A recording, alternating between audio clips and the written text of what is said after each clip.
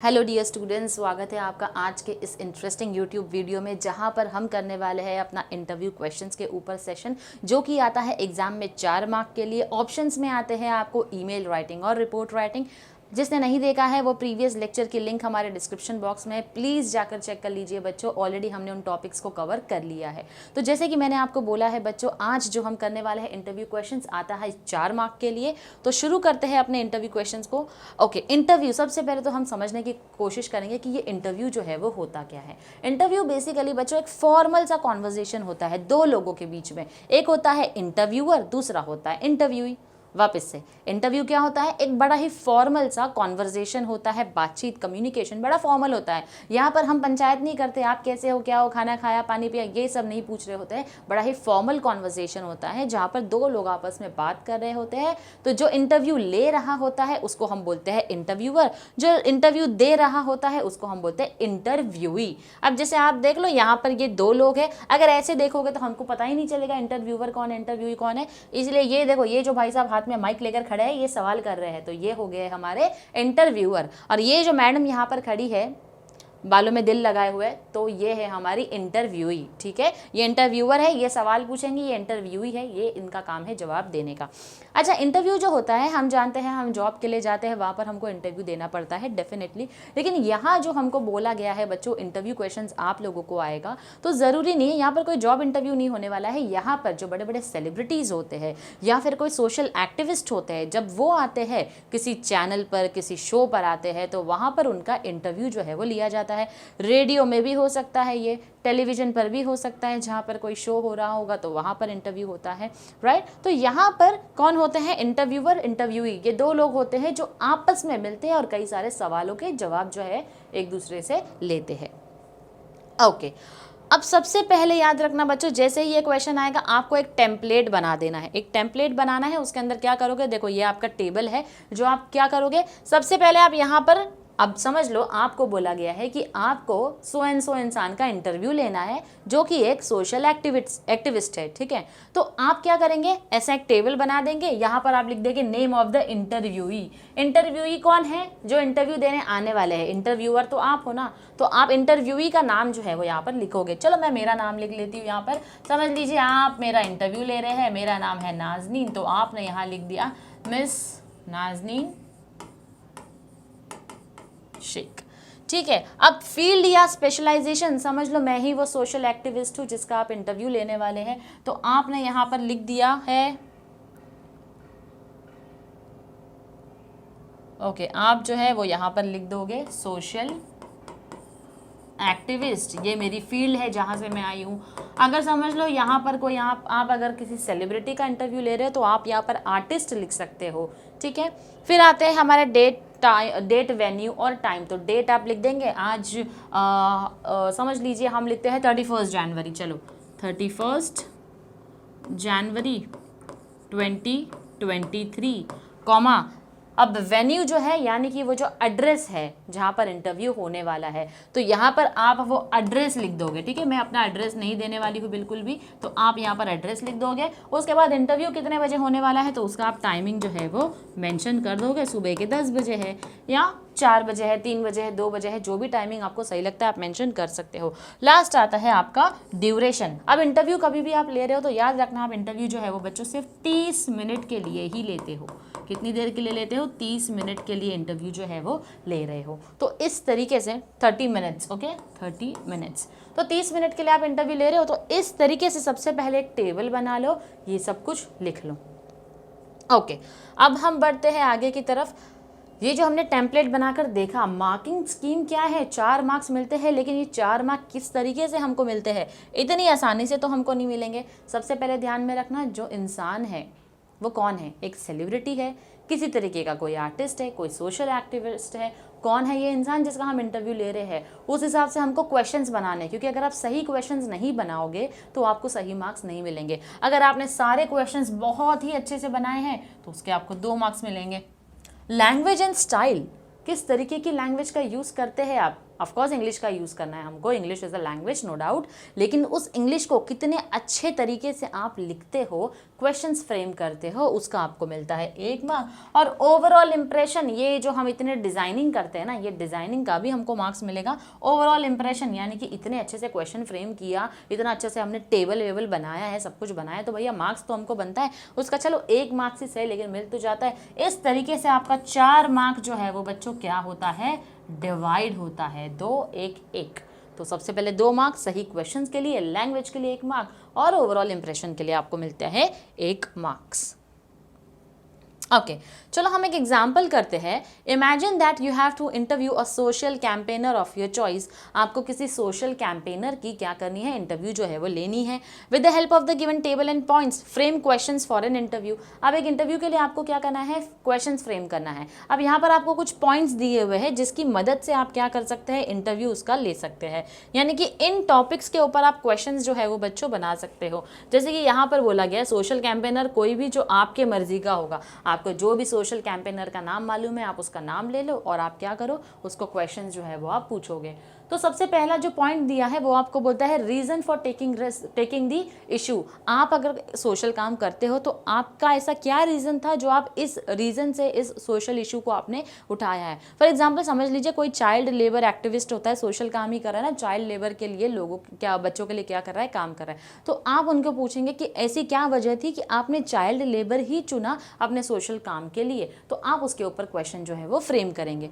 फिर है हमारा इनिशियल सेटबैक्स, फिर आता है आपका रिएक्शन कोर प्रॉब्लम। चलो हम सीधा सीधा क्वेश्चंस पे जाते हैं बच्चों और क्वेश्चन समझने की कोशिश करते हैं। देखो हमने टेबल बना दिया, टेबल में नेम ऑफ द इंटरव्यूई का नाम लिख दिया, नंदिता दास है। फिर फील्ड या स्पेशलाइजेशन, वो एक सोशल एक्टिविस्ट है। फिर हमने लिख दिया डेट टाइम वेन्यू, यानी कि डेट जिस दिन इंटरव्यू हमारी होने वाली है वो। फिर उसके बाद कहाँ पर इंटरव्यू होने वाला है, कौन सी जगह है वो, उसको हम बोलते हैं वेन्यू। और कितने बजे हमारा इंटरव्यू होने वाला है, और हमने लिख दिया इंटरव्यू कितनी देर का है, तो वो है 30 मिनट्स का। चलो अब हम जो है सबसे पहले जो हम स्टार्ट करेंगे बच्चों, वो स्टार्ट करेंगे उनके काम के बारे में बात करके। जो भी वो काम करते हैं उससे रिलेटेड हम बात करेंगे। अब जैसे कि यहाँ पर नंदिता दास जो है उसका एक कैंपेन था ब्लैक इज ब्यूटीफुल, तो ये कैंपेन जो है वो बहुत ही ग्रेट रहा है, सक्सेसफुल रहा है। तो आप यहाँ पर उनको पूछ रहे हो, so let me begin by asking you the most relevant question first. तो आप बोलोगे आपका ये कैंपेन सबसे ज़्यादा हिट रहा है, इसीलिए मैं आपको इसी कैंपेन से रिलेटेड क्या करूंगा, क्वेश्चन करता हूँ, शुरुआत करता हूँ। आपने पूछ लिया what had prompted you to take up such a radical campaign. ऐसा आपकी लाइफ में क्या हुआ कि आपने इस कैंपेन को चुना। अब बच्चों याद रखना हमको सिर्फ क्वेश्चंस फ्रेम करना है, आंसर तो हमको देना नहीं, क्योंकि हम इंटरव्यूअर है, इंटरव्यूई नहीं है, और इंटरव्यूई प्रेजेंट हमारे सामने नहीं है, सिर्फ एग्जाम में क्वेश्चन पेपर में हमको लिखकर आना है। तो हमको आंसर फ्रेम नहीं करना है, तो आप आंसर के ऊपर ध्यान नहीं देंगे, आप क्वेश्चन के ऊपर ही ध्यान देंगे। What were the initial setbacks that you had faced? जब आपने ये कैंपेन की शुरुआत की थी तो क्या किसी तरीके की दिक्कत, किसी तरीके की तकलीफ आपको आई थी, फेस करनी पड़ी थी, लोगों का सामना करना पड़ा था, कोई प्रॉब्लम फेस किया आपने, तो आप वो पूछ रहे हैं। Were you apprehensive of the reaction from traditional society? तो क्या आप जो है इस ट्रेडिशनल सोसाइटी ने जो भी आपको रिएक्शन दिया था, आपने जब ये सोशल इशू उठाया है, तो उससे आपने मतलब क्या सीखा है, आपने एक्सेप्ट किया है उन चीज़ों को कि सोसाइटी से ऐसी चीज़ें तो हमको मिलनी ही है। How do you explain the core problem behind a deep rooted obsession with skin colour. अब हमारा जो सबसे बड़ा प्रॉब्लम है स्किन कलर को लेकर, ये जो हम काला गोरा सफ़ेद करते रहते हैं, तो आपको क्या लगता है आप लोगों तक ये सबसे बड़ी प्रॉब्लम जो है हमारी, कोर प्रॉब्लम जो है हमारी, ये लोगों को कैसे समझाते हो उनके पास जाकर कि स्किन कलर कभी मैटर नहीं करता है। वो कहते हैं ना कि स्किन मत देखो, कलर पे मत जाओ इंसान के, या फिर लुक्स पर मत जाओ, इनर ब्यूटी के ऊपर ज़्यादा फोकस करो। तो ये बात आपको लोगों को एक्सप्लेन करने के लिए किस हद तक जाना पड़ता है और कैसे एक्सप्लेन करते हो आप। फिर आप पूछ रहे हो does this colour bias affect the boy as much as the girl. अब ये जो कलर बायसनेस है हमारी सोसाइटी का, तो ये सिर्फ और सिर्फ लड़कियों पे ही एप्लीकेबल है या फिर लड़कों को भी स्किन कलर से फ़र्क पड़ता है। Who supported you most during the campaign? ऐसा कोई इंसान आपकी ज़िंदगी में जो आपके इस कैंपेन में आपको सपोर्ट करता होगा। Certain television channels stopped accepting advertisements for fairness creams after your campaign. Do you expect many more such positive response? जो आपका Black is Beautiful वाला कैंपेन था, इतना सक्सेसफुल रहा है कि अब ये जो फेयरनेस क्रीम वाले थे इनका धंधा बंद हो गया। क्यों बंद हो गया? क्योंकि टीवी चैनल्स वालों ने भी आपके इस कैंपेन की वजह से अपने चैनल पर एडवर्टाइजमेंट करने से मना कर दिया। तो यहाँ पर पूछा जा रहा है, क्या आपको ऐसे और पॉजिटिव रिस्पॉन्स जो है, do you expect many more such positive response? क्या आप ऐसे और पॉजिटिव रिस्पॉन्स जो है वो एक्सपेक्ट करते हो, उम्मीद करते हो? लास्ट क्वेश्चन आपने पूछ लिया, young girls look up to you as their idol, how do you hope to live up to their expectation? जो हमारी यंग गर्ल्स है, जनरेशन है अभी की, वो आपको एज एन आइडियल पर्सन देखती है, एज एन आइडल देखती है। तो आप हमें बताइए कि आप जो है वो इनकी एक्सपेक्टेशंस को किस तरीके से मीट करेंगे, कैसे इनकी एक्सपेक्टेशंस से हमेशा अपने आप को उस लेवल पर मेंटेन करके रखेंगे। तो इस तरीके के कुछ क्वेश्चंस है बच्चों जो हम अपने इंटरव्यू सेशन में हमारे इंटरव्यू के लिए पूछ सकते हैं। अच्छा, नेक्स्ट क्वेश्चन है बच्चों यहाँ पर कि आपको जो है इंटरव्यू लेना है एक डिस्ट्रिक्ट मेडिकल ऑफिसर का जो कि सक्सेसफुली कोविड-19 पेंडेमिक सिचुएशन को हैंडल कर लेता है। अब कुछ पॉइंट्स दिए हैं हमको यहाँ पर, जिसके बेसिस पर हम क्या करेंगे, हम उस मेडिकल ऑफिसर को क्वेश्चन जो है वो पूछेंगे। चलो, सबसे पहले हमारा काम क्या है, नेम ऑफ द इंटरव्यू, जो हमारे डिस्ट्रिक्ट ऑफिसर है, मेडिकल ऑफिसर, उनका हमने यहाँ पर क्या लिख दिया, नाम लिख दिया, डेजिग्नेशन लिख दिया, यानी कि क्या स्पेशलाइजेशन है, कौन सी फील्ड से आ रहे हैं वो लिख दिया। फिर हमने लिख दिया है उनके हमने लिख दिया इंटरव्यू का डेट, एड्रेस और टाइम, और फिर लास्ट में लिख दिया इंटरव्यू जो है वो हर किसी में कॉमन लिखना, 30 मिनट्स के लिए इंटरव्यू आप लेने वाले हो। क्योंकि आप बोलोगे मैम 8 या 10 क्वेश्चन है, 7 क्वेश्चन है, तो 30 मिनट्स में कैसे होगा, तो 5 मिनट में हो जाएगा। नहीं होता है, जब इंटरव्यू एक्चुअल चल रहा होता है, जो इंटरव्यू भी होता है वो बड़े लंबे समय तक बात कर रहा होता है, तो ये 7 क्वेश्चन भी बहुत हो जाते हैं। ठीक है, इसीलिए हम ये 7 या 8 क्वेश्चन या ज़्यादा से ज़्यादा 10 क्वेश्चन फ्रेम कर लेते हैं। जो पॉइंटर्स दिए हैं उसके बेसिस पर आप जो है वो क्वेश्चन फ्रेम करेंगे। अच्छा, सबसे पहले आपने पूछा how grave was the situation in your district during the second wave of the pandemic, यानी कि जब ये सेकेंड वेव चली थी पेंडेमिक की, हमारे कोविड की, तो आप जिस डिस्ट्रिक्ट को, जिस जिले को बिलोंग करते हो, तो वहाँ पर सिचुएशन कितनी ज़्यादा गंभीर थी वो आप पूछेंगे। Did you face any shortage of oxygen और आईसीयू बेड्स, तो इस दौरान किसी तरीके की कमी पड़ी थी ऑक्सीजन बेड्स की या आईसीयू की, तो वो आप यहाँ पर पूछेंगे। What were the challenges other than the shortage of beds? अब बेड्स की कमी तो थी, ये तो हर कोई जानता है, उसके अलावा और क्या चीज़ें ऐसी थी जिसकी कमी थी। What was at the top of your priority list when a critical patient got admitted? जब एक बहुत ही सीरियस या गंभीर हालत में पेशेंट एडमिट होता है आपके हॉस्पिटल में, तो उस वक्त, उस दौरान आपकी प्रायोरिटी क्या थी, आपके लिए सबसे पहली इंपॉर्टेंट चीज़ क्या थी। देखो, कुछ डॉक्टर्स होते हैं जिनके लिए सबसे बड़ा इंपॉर्टेंट काम क्या होता है कि हमको उसकी जान बचाना है, उसके अलावा हमको कुछ नहीं देखना है। दूसरी प्रायोरिटी, हमको लोगों तक ये चीज़ फैलने से रोकनी है, इसलिए लोगों को दूर रखना है। तो इस तरीके से आपकी प्रायोरिटी जो है वो यहाँ पर क्या थी। Do you receive all the necessary support from higher authorities? अब आप एक डिस्ट्रिक्ट मेडिकल ऑफिसर हो, तो आपकी जो सर पर अथॉरिटीज़ थी, जो आपसे भी बड़े हैं, बड़ी बड़ी पोस्ट पर है, उनकी तरफ से क्या आपको पूरी तरीके से सपोर्ट जो है वो मिल रहा था?